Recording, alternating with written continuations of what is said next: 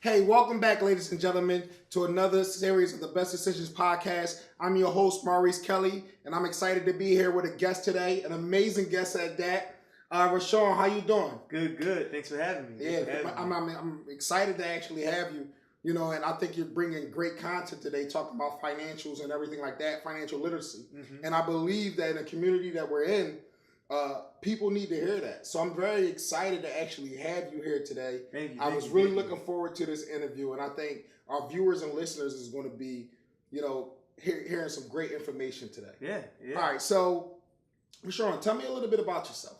Yeah, so I'm just a kid from Germantown. Okay. Yeah, I mean, grew up in my nana's crib, Hansberry and Knox. We moved to Northeast Philly. Went to high school at North Catholic, actually. Okay. Sometimes I tell people went to high school in North Catholic. These days is dating myself because they're not there no more. They closing 09. They're closing. Oh yeah. My God. Yeah. So they're like, oh, you was wearing last class? Actually, nah. I was a couple classes before that. Okay. But yeah, so I went to school at North Catholic and then went to LaSalle University, and just all my life, I had mentors and people that was willing to help me out and help me grow and always help me make the right financial decisions. And because of that, I was able to see some of the decisions being made around me that I wasn't too particularly crazy about. Okay. So throughout that, I grew that passion to do what I'm doing today, man. And that's, who I'm trying to become right now. All right. So tell the people a little bit of what you do. Okay. Explain to the people what you do. So by day, I'm a financial advisor. Yes. I like to say by night, I'm a financial coach. Okay. But 24/7, I'm always teaching financial literacy.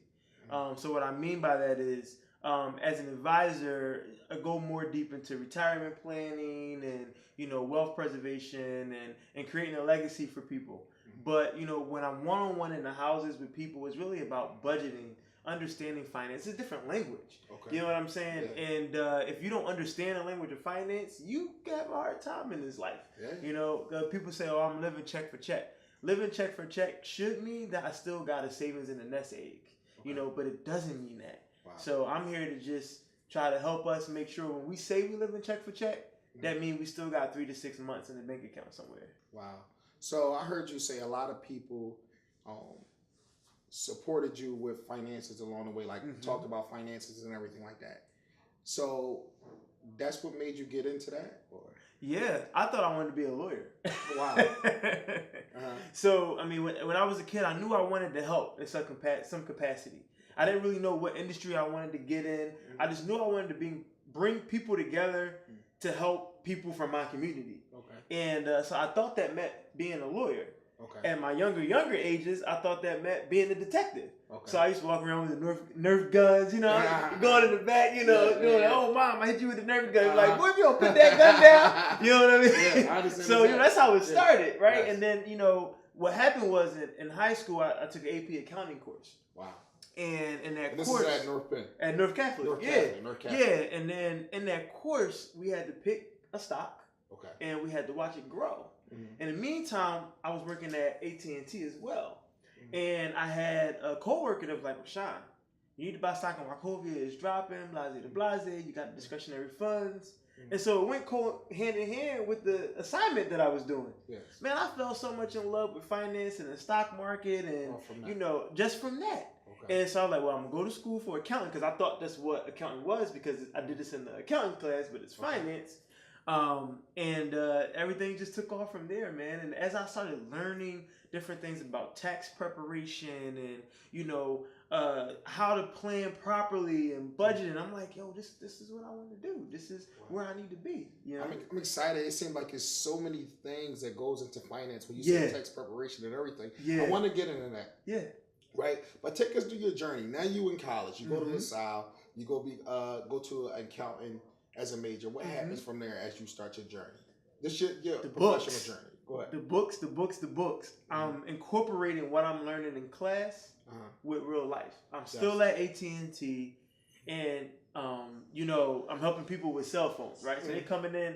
Oh, I want to get 5 cell phones, but I want to get this, and this, and it's like, and I only, they come, but I only want to pay this. Yeah.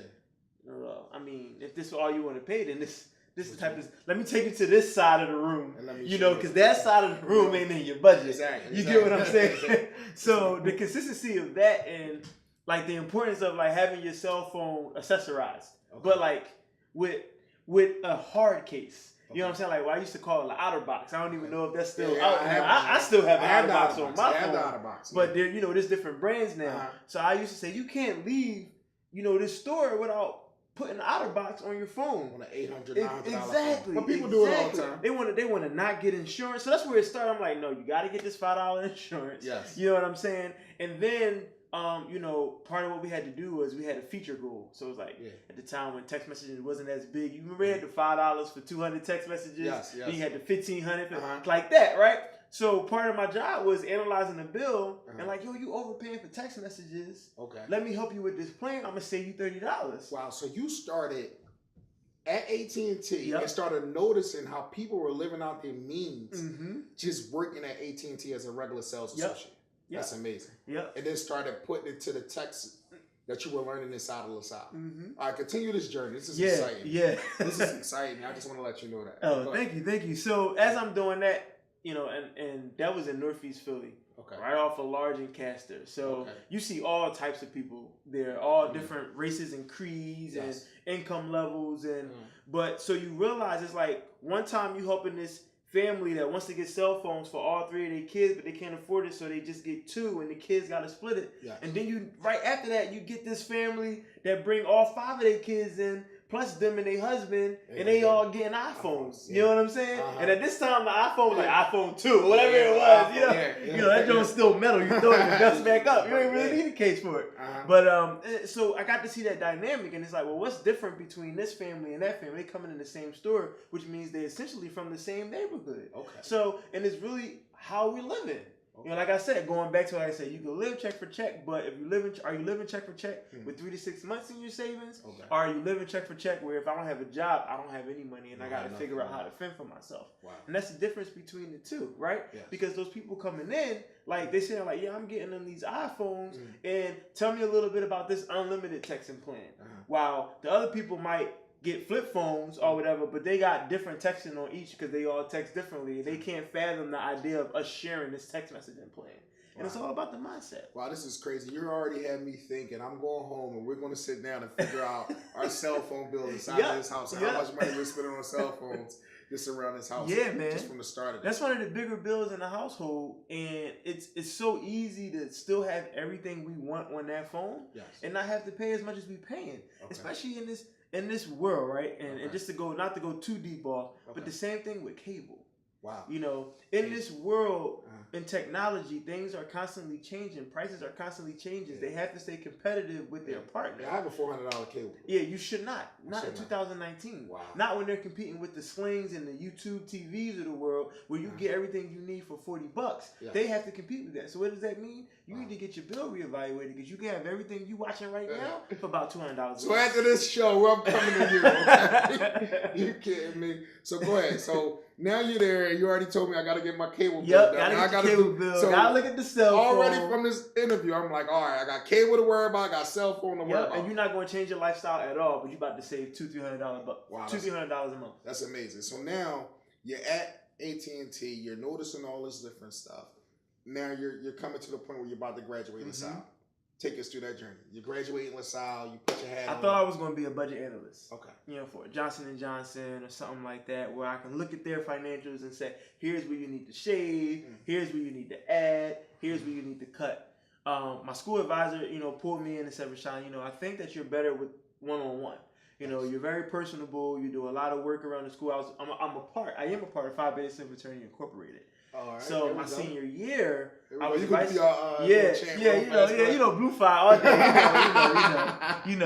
But so my senior year, I was the vice president. Yes. And then I also had a leadership role on the interfraternity and sorority council at that school as well. Wow. So in doing that, I had the opportunity to work closely with the administration, and when you're that far up, you have to put proposals together for events that you want to do and things of that nature. So my advisor, said to me, Rashawn, I think that you're better off on a one-on-one basis.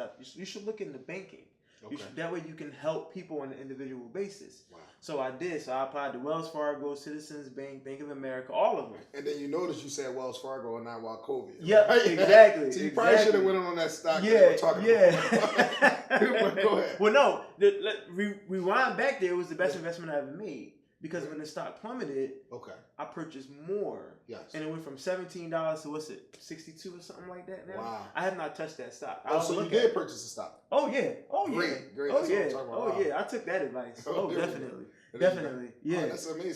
So fast forward back, so I applied to all these different jobs, and man, Citizens got to me the quickest. There you go. You know? Straight out of college.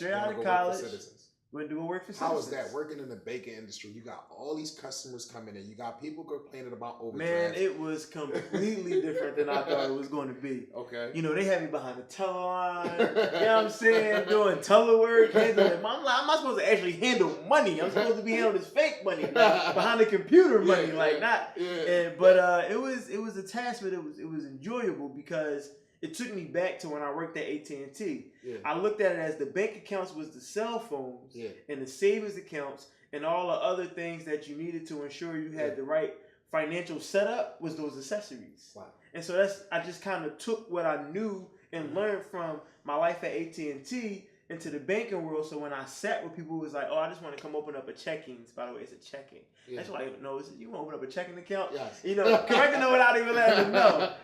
But they would come in thinking they just going to open up a checking account. But when they left with me, they had a checking account.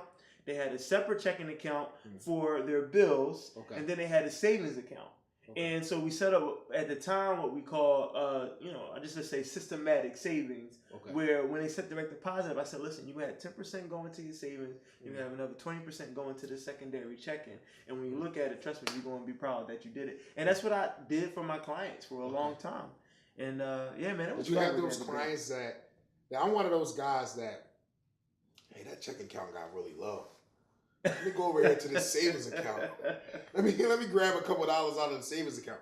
How did you deal with those particular clients when you wasn't? Well, hopefully you added the overdraft onto it. There we go. Because then you didn't have to do it yourself. You just did it. Like, you got more money in your checking, so I'm gonna send you this email alert. We took it out your savings. There you go. But those clients, they coming in every day anyway, right? Yeah. So you're just talking to them and trying to get to know what their spending habits is and what is the real reason behind the fact that you're consistently overdrafting your account? Okay. Is it that you don't have the money, or you just don't have control of how you're spending your money? Wow. So it's just really that consistent conversation. You know, people aren't going to change in a day. They're not going to change in a week. They're not going to change in a year. Okay. Right? But if you continue to have that conversation and dialogue, something's going to happen in your life. You're like, yo, you know what? It's time to change. You know, usually it's either I had a baby or I need to get a house. Okay. And those are the two major life changes that somebody really start to really look at their finances and say, I gotta stop doing what I'm doing. Wow. Because I need to have this here. When you get in the house, it's great, it's fun. But then when that first pipe bursts, or when that water heater go, or when you need to get that new refrigerator, then you like, dang, I wish I did a lot better, saving some money. Wow. So then you go from there, you're at Citizens, you're helping these individuals out. What made you want to start your own? That's a good question. Every year I was at Citizens, I was promoted. Yes. So I went from universal banker to platform banker to assistant branch manager to licensed banker. Licensed banker is when the investment platform really started, where I really started digging deep into retirement and goal setting and connecting your goals with your finances. They had this thing called Nomi Notes. All right, explain that to me, because that's foreign language to me. Exactly. It was foreign language, still foreign language. Like, Nomi Notes, what's this? Yeah. It's a piece of paper. Yes. And every time we sat with a client or a customer that came into the bank, we had to ask them questions. And the question was based on their goals. Where do you see your finances in the next 5 years? What do you want to accomplish with this visit today? Yeah. Do you own a home? If you do own a home, we had to ask, what was the interest rate? How long is on it? And then we had to go as deep as saying, okay, if the interest rate is X, but right now it's Y, and you got that good credit, let's look at refinancing. I can save you this. So right because of the Nomi Notes, that's where my journey of goal setting through finance really started, was right in the bank. In the bank platform, going deep into people's goals and connecting it to their finances and how they were spending. Okay. So that's where the Nomi Notes came in. And, we used to get killed. How many customers you sit with today, Rashawn? 10. How many Nomi Notes you got? 2. What? Well, you know what I'm saying? Like, oh, now I got to go have this discussion with my boss. Yeah, and you got to make those notes every time. Exactly. Okay. So I became accustomed to really asking those questions. And then I became accustomed to going deep into those questions because I realized, every client you sit with, if you do right by them, and if you ask those questions properly, they're going to be well. But then you're going to look back and be like, y'all made a lot of money off this client. You know what I'm saying? Yeah. And then I learned this quote that I was taught at Citizens, like, yo, if you do right by the client, your bank account won't be fine. Wow. And you know what they meant by that is, listen, if in the profession that you're in, if you always just sit there and listen to the client, understand their needs, and find the proper solutions for them based off them, when you turn around and look at the amount of money that you made off those solutions that you selected, you're going to be happy. They're going to be super happy. Wow, both of y'all walk away. It's a win-win. Yep. It's a win-win. Yep. So I took that. And as I became a licensed banker, I decided I wanted to continue to get my licenses and become a junior advisor. Okay. And I thought that at the bank was going to be my career. You know what I'm saying? I was going to be a financial advisor at the bank. You know, I'm retired at 45 and I'll be good. You know what I'm saying? 45. Yep, that was the goal. From the bank. 45. Yep. At the time, I was 25 and I was telling my boss, I'm only giving you 20 years. Yeah, okay. 20 years and out. You know what I'm saying? Okay. I'm giving you 20 years. I didn't really have a plan as to how I was going to get there, but I just knew 45 I was done. Okay. You want to do the 65 like that? No. That's too long. That's too long. There we go. But, you know, so as I'm doing that, I'm realizing there's things that I want to do for my clients that I can't really do. There's clients that I want to touch that I can't really touch because there's a certain level of assets that once I became an advisor, I couldn't sit with those same clients I was sitting with when I was just a regular banker. Or when I was a licensed banker. Okay. All of a sudden now, 70% of the clients I used to sit with don't have enough money to sit with me. Wow. And I couldn't do nothing about it. So you're just dealing with people that have tremendous amount of assets. Yeah, like, that's not why I got in this business. I didn't get in this business to help people who don't need my help. You get what I'm saying? Exactly. I'm sitting there trying to, you know, sell myself to get them away from the advisor that they already had. Okay. And that's not why I became a financial advisor. I became a financial advisor to help people that look like me, that talk like me, that's in the same community as me, to become that person that doesn't need an advisor because they had one already, because they built wealth as they were growing. Wow. And so I realized, like, wait a minute. And then they put me in KOP. You know what I'm saying? It was fun for a little bit. I'm the king of pressure. Yeah. You know what I'm saying? Nice, walking in, people who got net worths of $1 to $5 million, and I'm sitting there trying to grab $300,000 or $500,000 just so I can pay my bills. Yeah. And it's like, this is not why I got in this business, man. Okay. This is not fun. I'm not passionate about this. I don't like coming to work anymore. Okay. So I had to make a change. It was a job. Yeah. I had to make a change, and I had to go back, you know, and realize what I promised myself when I was this kid was that I was going to have this business where I was going to bring a bunch of people together. There you go. To help the community. Boom, boom, boom. Exactly. And now I know what my industry is. Yes. And my calling is finance. Great. So I got to go find a real estate agent. Yes. I got to go find a lawyer. Yes. I got to go find a psychiatrist. And we're going to come together and we're going to create this company, this organization, and we're going to bring the community back to where it needs to be. Why you say you need those three to come together? Because that's different. So I did a lot of research on us. Okay. Right? And one of the things is we have oppression and we have trauma. You talking about African American community, or just underserved or underprivileged community. You know, not particularly just African American or Latino, just underserved communities as a whole. I got you. Oppression more so in African American and Latino community. Okay. But trauma in underserved community is real. It's real. And a lot of things that we don't understand is that we act and do what we do because of some of the things that we dealt with growing up. Wow. You know, the way we handle money is based on how we grew up, based on the things that we saw with our own eyes. So I have to understand your mental in order to help you with your finances, because I can tell you how to do this, but if your brain don't work that way, I can walk out the room after our meeting and nothing's going to change. But if I understand how your brain is wired, then I can speak to the brain, not to the finance. Okay. And as I'm speaking to the brain, the finance is going to change. Okay. So that's where the psychiatrists come in at. Wow, that's amazing. And then you talk about the fact that how much do we pay for rent on average? $900 to $1,200. How much is a mortgage, not including escrow? $600 to $1,000. What's wrong there? I remember being in a house and we were paying $20,000 a year inside of a house. $20,000 a year, and not only that, we owned a house. We rented the house for $20,000 a year, and then we owned another house that was in Philadelphia. We wasn't renting it out. We were paying about $9,600. It was $800 a month for the rent. or whatever like that. But that just reminded me when you said that it's for the rent. And I'm thinking in my head like, yo, we spent $20,000 a year on rent just because we want. And you don't own it. It's not yours. Yeah, go. They walked away with like go. God knows you put $20,000 to a mortgage, you're like, well, at least I'm getting closer to it actually being mine. Yeah, you know what I'm saying? You feel better about it. You know. But yeah, so you say you just said it. A lot of people rent. Even going back to then, I think about when I grew up, and my family actually rented a house for 19 years. 19 years they rented a home. Probably could have owned the home by then. And the neighborhood started spiking. And the landlord said it was time for you to go. Exactly. Yeah. It's crazy. So when you're saying that, you're like, hey, you need the realtor. It's because, hey, a lot of people don't own their homes and they're paying God knows how much money for these homes. It's crazy. But go ahead.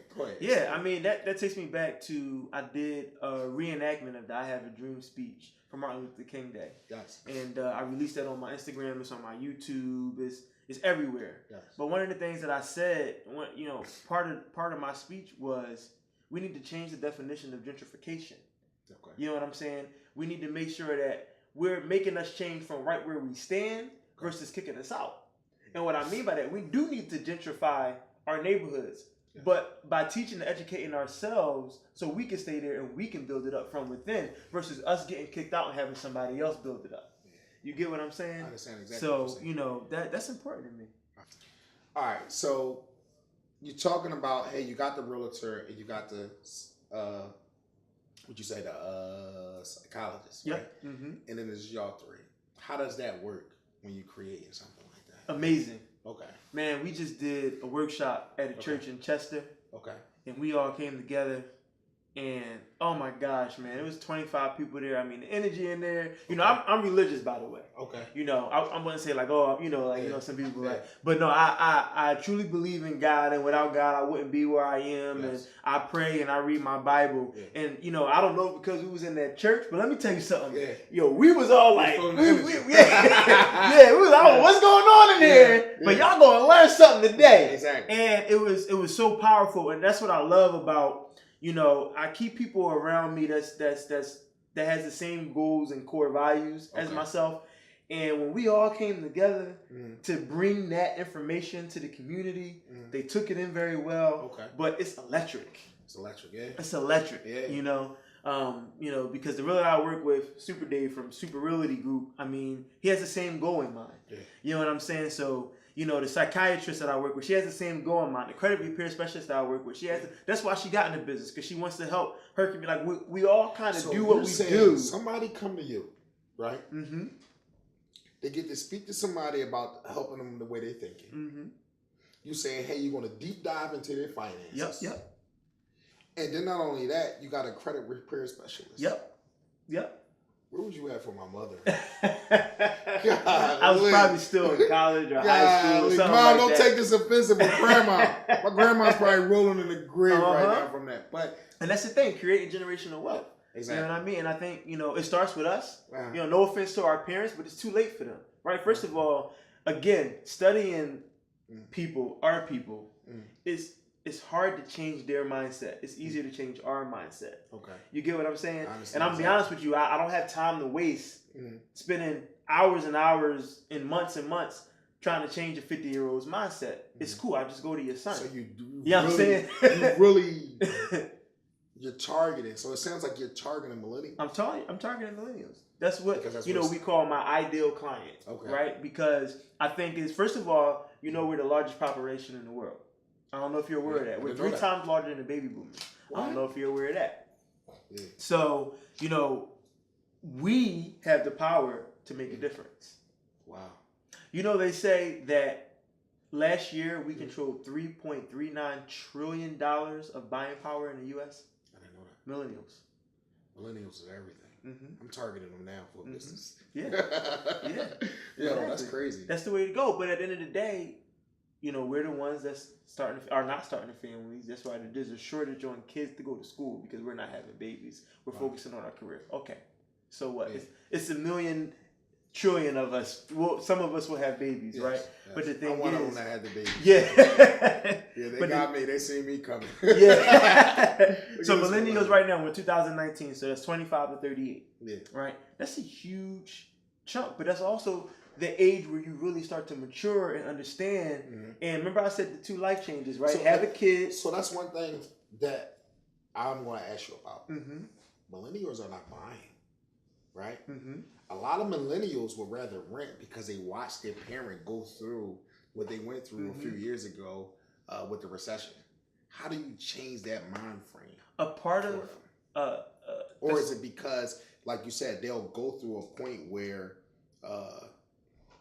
they'll have a kid or something like that, and that's how you were able to? I think it's twofold.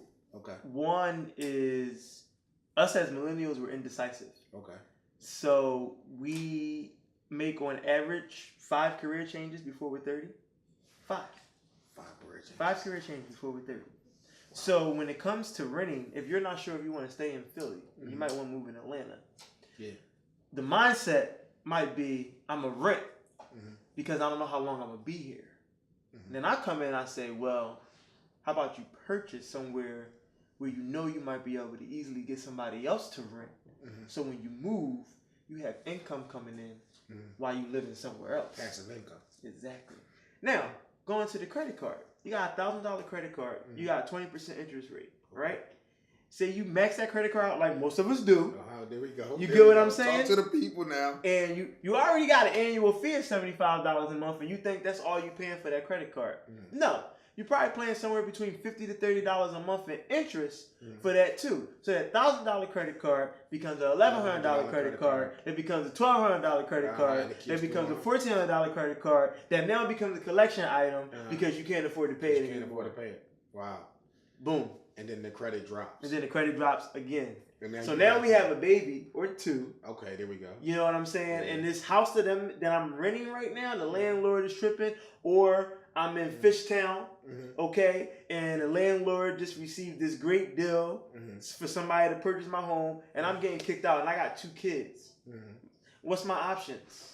I don't have good credit, so I can't really get a house. Okay. And, I can't even really afford to rent because they're going to run my credit, and they're going to tell me, well, I can only go here.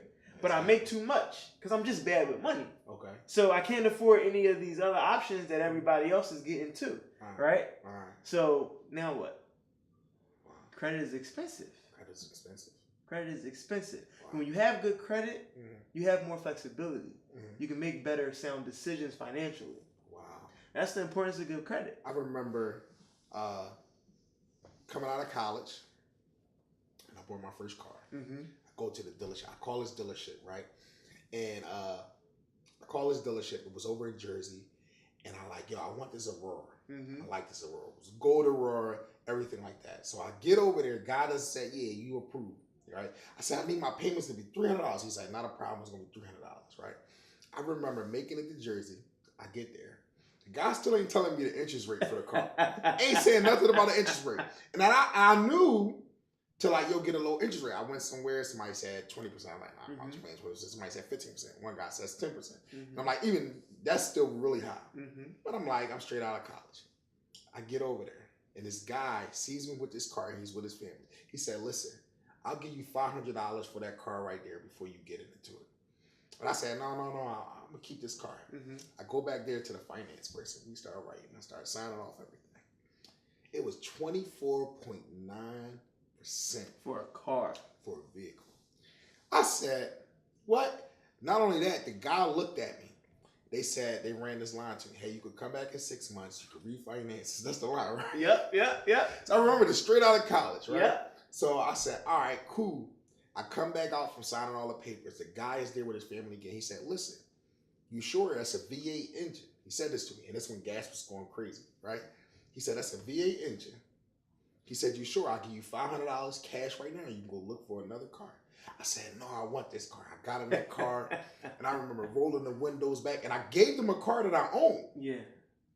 Me and my mother had purchased this car when I was in college. Delta 88, paid off in cash, everything like that. We financed it, but we ended up paying it all off. And I go get this car that's 24.9%. And I remember rolling down the windows, excited, speeding. What did I just do? 24.9%. And it was because nobody was there to be able to teach me financial literacy. And I watched like all those mistakes. That's why I'm happy that you're on here today. And I'm happy for people to be able to listen to it. Because a lot of people make mistakes, especially when you even start making money. You make a lot of mistakes when you start making money. 24.9%. Somebody should have smacked me in the back of my head. Yeah. And say, yo. If I was there, I would have did it for you. Yeah, I'd be like, nah, we good. Yo, I took that Dell 88 and drove that around and saved all that money that I gave them just in the interest. But it's just crazy when you talk about the credit, and I'm saying to myself, for a car that cost me $10,000, $11,000, I end up paying $23,000, $24,000 for it when you think about it. And then you talk about, matter of fact, we can do the math right now. 3 times 12 is 36 times 6. I had 6 years on it or something like that. It was something crazy, right? So they was running away with me, right? Yeah. And they loved you. They loved me, right? They seen me coming. It was like, ooh, this commission check about to be crazy. Right? So you think about that. And then it's like, wow, people do that all the time. Because you're put in a bad predicament. You see these people will get vehicles, and because their credit is not where it's supposed to be, they're paying an extra $200-$300 a month on a vehicle just to be able to drive that vehicle. And that's where somebody like you could be able to give them that financial literacy to say, hold on, don't go and purchase the actual vehicle. I can actually help you save this money and go from there to send that to your third. I am completely against buy here, pay here's. Yes. Completely. Oh, they live. And I didn't even go to a buy here player and they got me like dude, this. they live in a double-digit interest rate. It's crazy. For real. And then the cars don't even be the greatest cars. Yeah. We're not going to say no names, but I know some names. Oh, yeah. I got some names too. And it's unfortunate. It's unfortunate because you're paying $400 for a car note for a car that's 10 years old. Yes. And then, the warranty isn't a real warranty because, you didn't really get it from the dealership, right? And then now you got all these issues with the car. So now you're putting another $400 or $500 out a month to get this done, to get that done, plus the regular maintenance. And you're trying to figure out why you don't have no money. Yeah. Bad credit is expensive. Bad credit is expensive. I learned that straight out of college. We learned that. Had to get that right. So, God, what I did. But a lot of people going through that. And you bring it up a real good point. Like, hey, you need to be at this point to be able to do that. All right, let's talk about, now you got somebody in your office. You got all these people to talk to. You talk to them about bad credit. How do you drill into this stuff? What's your philosophy on being able to take a person from point A to point B? It's all about the conversation. And, really is, the first question that I always ask the client is, what do you want to get out of this relationship? Okay. So, Maurice, 3 years from now, we come back together and, we've been working hard together. We had this plan, this structure. What would you say was successful? Rashawn did a great job with me. 3 years from now, what does that look like? Okay. That's the first thing I write down. And I go back to that consistently. Okay. They want to fight me? Go back. I already got my rebuttal. You gave me my rebuttal at the beginning of our meeting.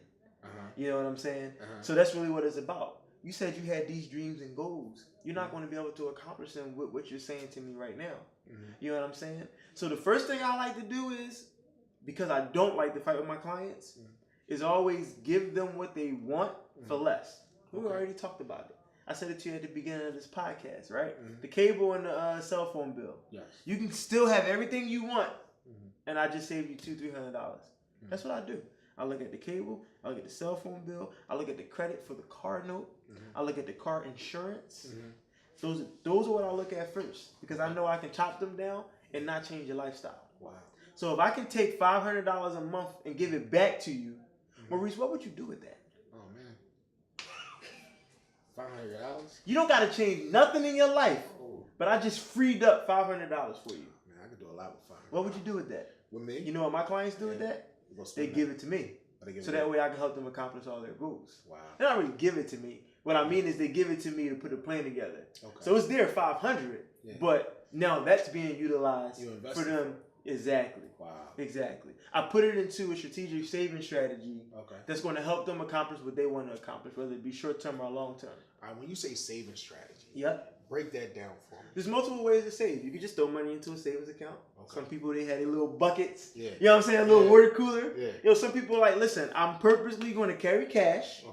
And at the end of the night, Whatever I got in my wallet in my pockets, go in this bucket. Okay. No matter how much it is. Okay. And that's it. Okay. That's the saving strategy. Mm-hmm. Some people, the Wells Fargo's of the world and some of the other banks had this wallet thing where every time you purchase something, say it's like for $4.20, then the 80 cents go into the savings. Yes. That's the saving strategy.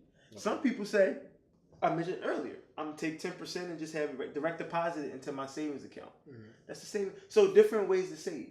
Okay. You know another way to save that we don't talk about? What's that? You know, and I can't solicit this because I am a registered rep. Life insurance. Life insurance is big. Yeah. Whole life insurance. How does the wealthy stay wealthy? Whole life insurance and life insurance. Yes. We don't understand that concept. To talk about life insurance, right? Because a lot of people don't have life insurance. A lot of times when somebody dies, the family is stuck. I don't want to see no GoFundMe for anybody that I'm close with because it's gonna make me mad. Yeah, there we go. You know what I do for a living.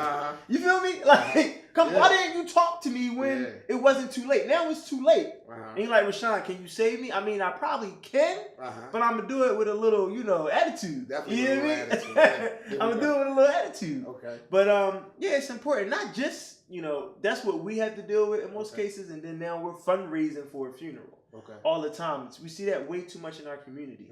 And that shouldn't be the case.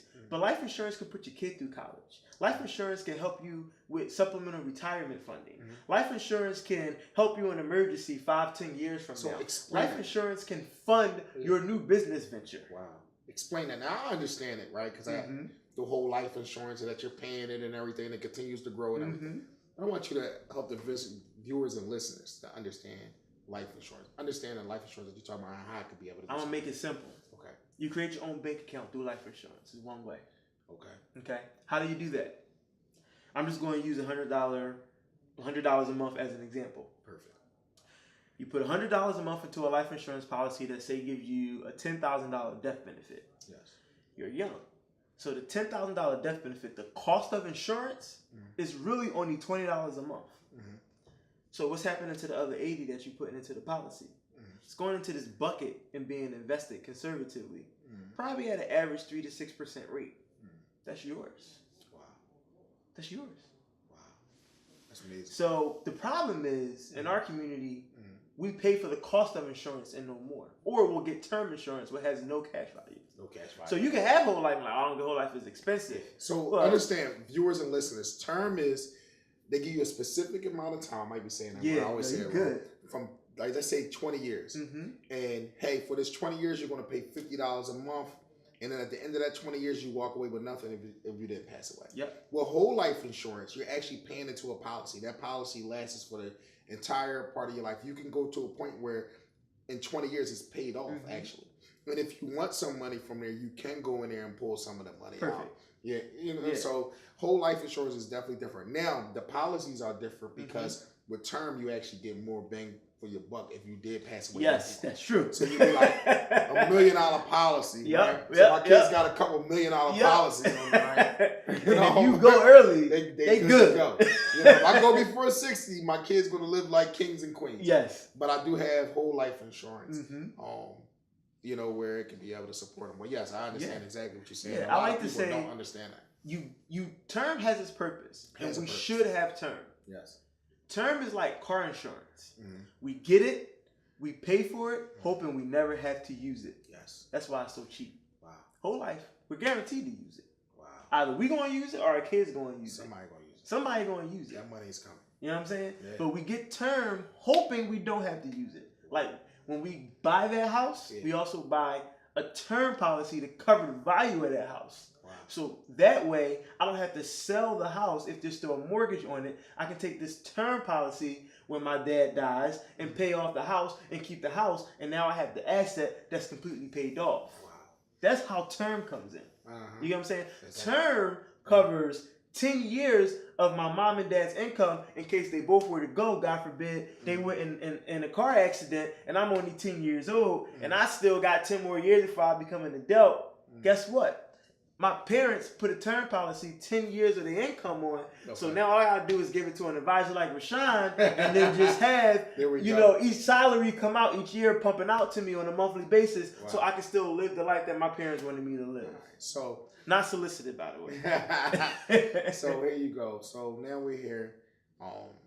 let's talk about now yourself, right? Mm-hmm. You created this platform for people and help them out and everything. What do you see yourself in your business 3 to 5 years from now?